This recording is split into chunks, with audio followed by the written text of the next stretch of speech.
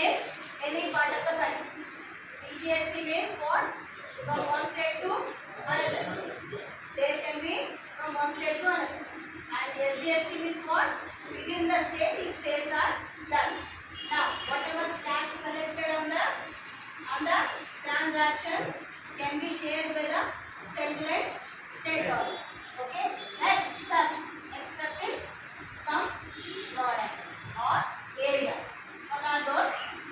Those are related to state only. It can be whatever we mentioned so. Okay? So clear, ma? So it is a indirect. Now write down the notes. Write down the notes.